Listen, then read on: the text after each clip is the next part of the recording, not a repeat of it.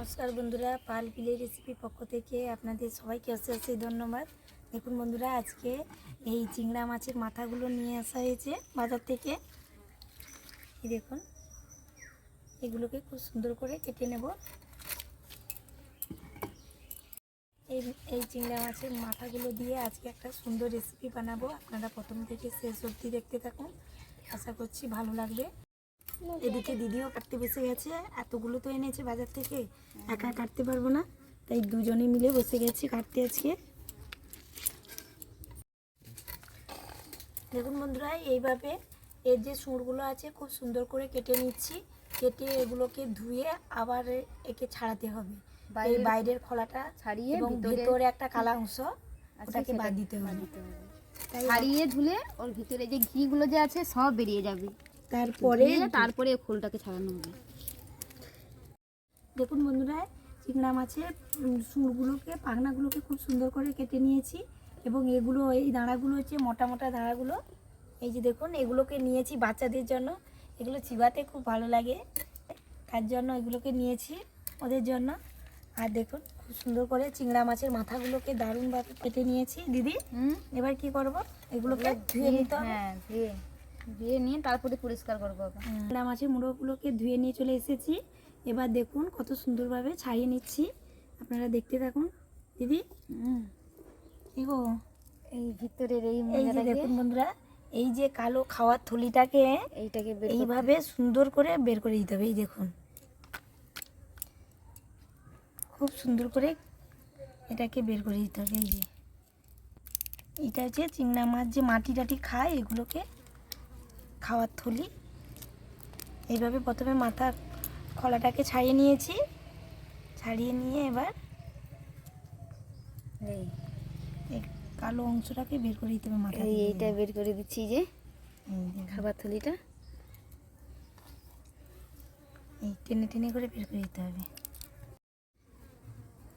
দেখুন বন্ধুরা, এইভাবে এক এক করে কোনটা বেশি খেয়েছে কোনটা কম খেয়েছে মাথাগুলো থেকে এইভাবে বেছে নিতে হবে। আপনারা যদি কোনোদিন বাজার থেকে চিংড়া মাছ কিনে আনেন, দেখবেন এইভাবে চিংড়া মাছগুলোকে খুব সুন্দর করে বেছে নেবেন, তাহলে খেতে ভালো লাগবে।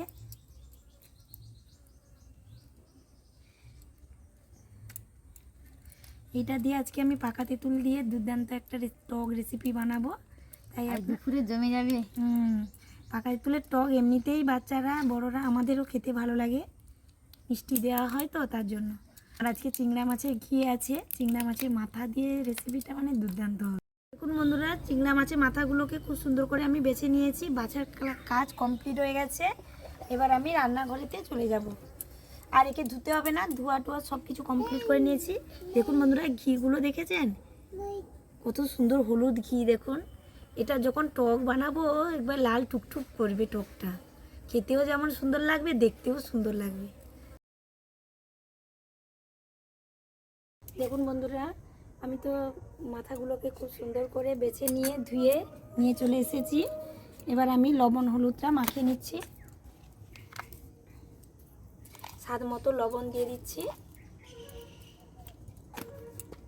পরিমাণ মতো হলুদের গুঁড়ো দিয়ে দিচ্ছি,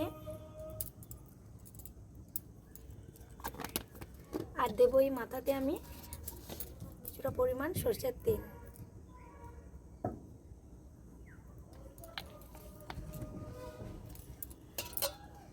দেখুন বন্ধুরা, এখানে আমি তো পাকা তেঁতুলটাকে খুব সুন্দর করে ভিজিয়ে রেখেছি,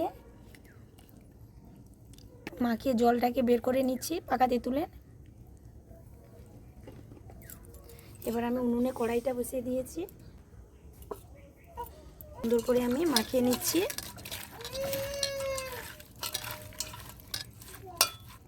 আমার গরম হয়ে গেছে, এবার আমি সরষের তেল দিয়ে দিচ্ছি কড়াইতে।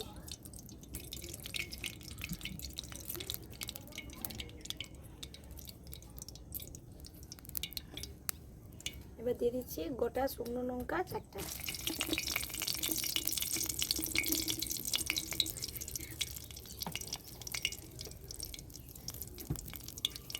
লঙ্কাটা লাল অবধি ওয়েট করব।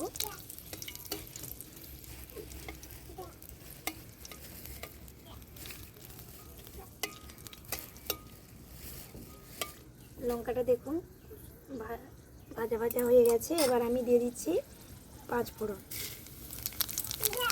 এবার আমি দিয়ে দিচ্ছি এই যে চিংড়া মাছের মাথাগুলোকে লবণ হলুদ তেল মাখিয়ে রেখেছিলাম, ওটাকে আমি দিয়ে দিচ্ছি কড়াইতে,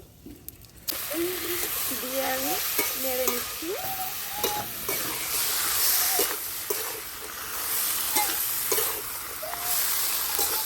আপনারা এই টকটা বাড়িতে বানিয়ে বাচ্চাদের দেবেন বা নিজেরা খাবেন। পাকা চুলের টকটা খেতে খুবই দুর্দান্ত লাগবে। দেখুন বন্ধুরা, এই চিংড়া মাছের মাথা দিয়ে যে টকটা খুব তাড়াতাড়ি হয়ে যাবে। দেখুন বন্ধুরা, চিংড়া মাছের মাথাটাকে খুব সুন্দরভাবে আমার কষা হয়ে গেছে। এবার আমি পাকা তেঁতুলের জলটা দিয়ে দিচ্ছি। এই যে দেখুন, খুব সুন্দর করে পাকা তেঁতুলটাকে মাখিয়ে রেখেছি আমি। এই জলটাকে আমি এই চিংড়া মাছের মাথার উপরে ছেঁকে দিয়ে দিচ্ছি, যেহেতু খসাগুলো আছে তার জন্য। আপনারা চাইলে ছেঁকনি দিয়েও ছেঁকতে পারেন, তো হাতেও এটা হয়ে যায়। দেখুন বন্ধুরা, আমি জলটা তো দিয়ে দিয়েছি, টক জলটা। এবারে ফুটার অপেক্ষায় আমি দিয়ে দেবো স্বাদ মতো লবণ। স্বাদ মতো লবণ দিয়ে দিলাম। এত সুন্দর কালার হয়েছে যে হলুদের প্রয়োজন হবে না, তবু আমি হালকা করে হলুদ দিয়ে দিচ্ছি।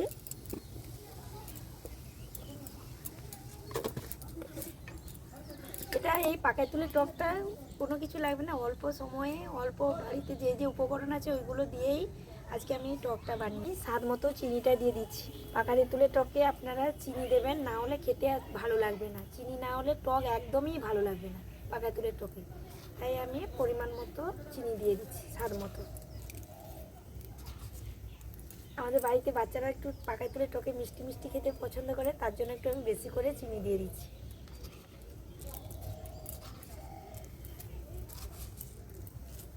টকটার কালার যা লাগছে না, হ্যাপি হয়েছে আজকে, লাল টুকটুক করছে ঘিতে। দেখো টকটা, কত সুন্দর কালার। চিংড়া মাছগুলোও লাল টুকটুক করছে, মাথাগুলো চিংড়া মাছে, টকের কালারটাও সুন্দর হয়েছে। দেখুন দেখুন বন্ধুরা, আমার টকটা কমপ্লিট হয়ে গেছে। আমি কড়াই থেকে নামিয়ে নিচ্ছি। কালারটা হয়েছে দেখেছেন কত সুন্দর। আমি এবার নামিয়ে নিচ্ছি। দেখুন, চিংড়া মাছের একটা গুণ আছে, এত সুন্দর ঘিতে লাল টুকটুক করে, সে কি বলবো, কি সুন্দর হয়েছে দেখুন। তাই বন্ধুরা, খাওয়াটা আমি পরে দেখাচ্ছি আপনাদের। ঢেলে নিচ্ছি আমি বেলাইতে। কত সুন্দর লাগছে, মাথাগুলোও দেখেছেন, এই দেখুন কি সুন্দর দেখতেও, পুরো গোটা গোটা হয়ে আছে। আমি এবার দাঁড়াগুলোও নিয়েছি কিছু বাচ্চাদের জন্য, পেলে ওরা আনন্দ হবে। দেখুন টকটা কি সুন্দর লাগছে, কালারটা দেখেছেন, উফ খুবই সুন্দর হয়েছে টকের কালারটা, দেখে পুরো জিভ দিয়ে জল আসছে। আমি তো পাকায় তুলে টক খেতে ভালোবাসি, মিষ্টি দেওয়া থাকে বাচ্চাদের মতো, তাই দেখে আমার যেন টেস্ট করতে ইচ্ছে করছে।